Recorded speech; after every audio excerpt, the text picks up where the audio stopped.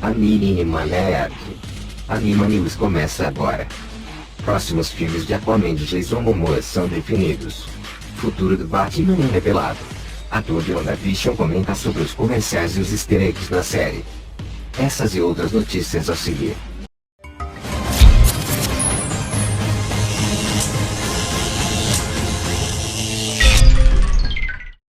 Aquaman foi um grande sucesso de bilheteria em 2018.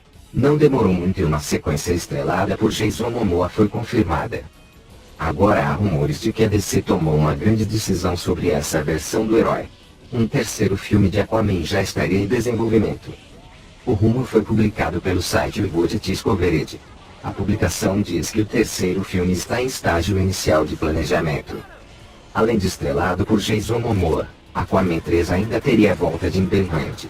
A atriz interpreta a Mera e o site diz que ela continua no papel apesar de petições contra ela. Fãs pedem a demissão por causa de disputas da justiça com Johnny Depp.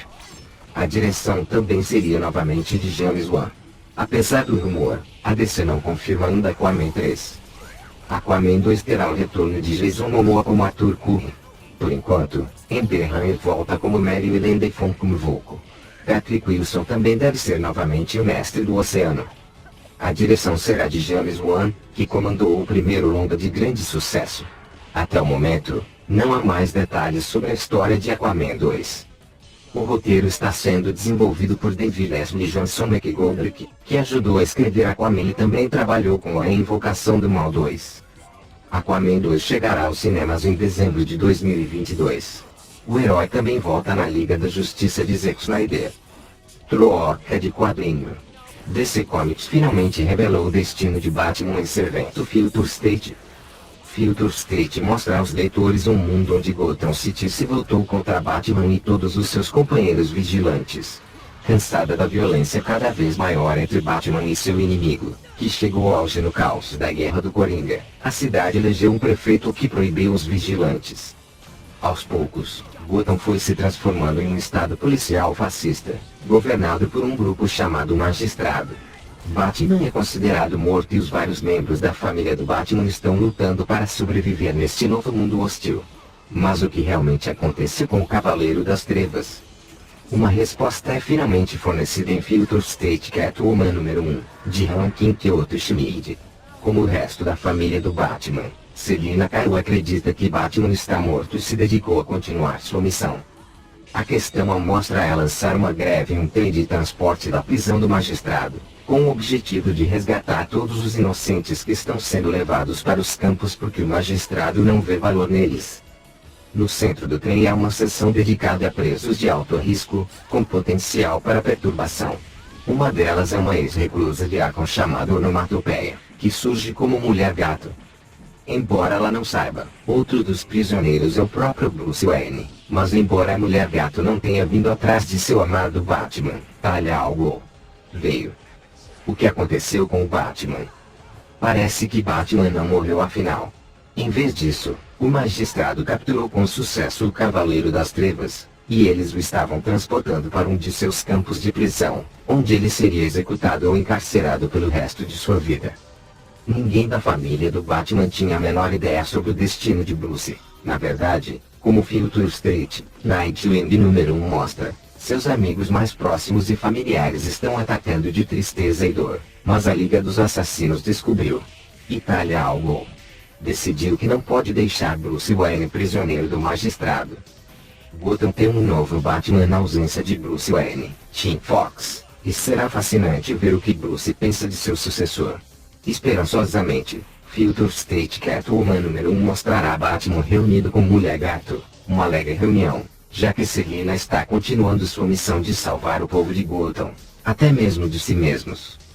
Troca de quadrinho. Itamar Henriquez é um dos atores presentes nos comerciais repletos de easter eggs de WandaVision, e ele comentou sobre eles. Quando WandaVision estreou, logo em seu primeiro episódio tivemos um comercial aleatório sobre uma torradeira da marca Stark. Além da torradeira, dois atores, um homem e uma mulher, aparecem fazendo um verdadeiro merchandising para o produto.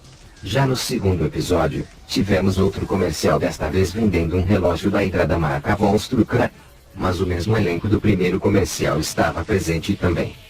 No elenco dos comerciais estavam Itamar Henriquez e Victoria Blade, que semanalmente aparecem para nos confundir cada vez mais com comerciais enigmáticos.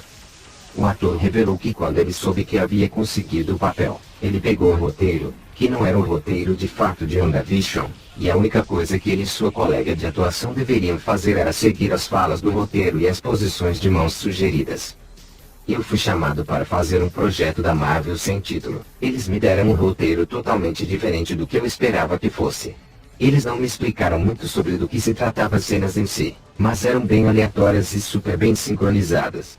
Então, após gravar algumas cenas, me informaram que era para uma série da Marvel.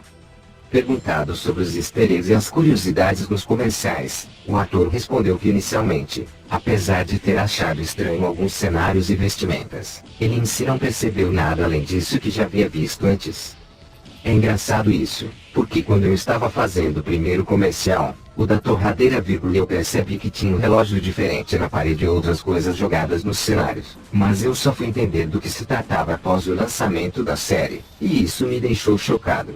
Vi um comentário em um site sobre a ausência do número 6 no relógio da parede, ou sobre os 666 na lataria da torradeira, e saber isso explodiu a minha cabeça. Eu olhava para aquilo e só via um relógio. A gente tinha um roteiro bem criterioso para seguir, mas outra coisa que nos foi informado era sobre os sinais de mãos que tínhamos que fazer como nos foi instruído. Eu não sei se alguém percebeu isso, então eu não vou contar. Itamar foi questionado também sobre quantos comerciais ele gravou para a série e sobre o que podemos esperar dos outros. A Marvel realmente escondeu de nós muita coisa. Eu e Victoria gravamos 5 comerciais para a série. Eu não sei dizer em quais episódios eles serão lançados, mas achei divertido gravá-los, então você pode esperar. Em um dos comerciais é possível ver várias sombras de fundo e pessoas andando para todos os lados. Foi confuso.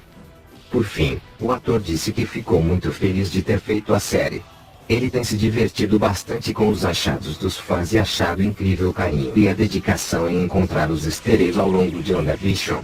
Como ele falando que só gravaram 5 comerciais, é bem capaz de do 6º em diante não termos mais, ou talvez termos só que com outros atores. É isso por hoje. O Anima News fica por aqui. Se achou animal, deixa seu dedo virado para cima para eu morder, e se inscreva se quiser que eu apareça de novo. Avante Animanos!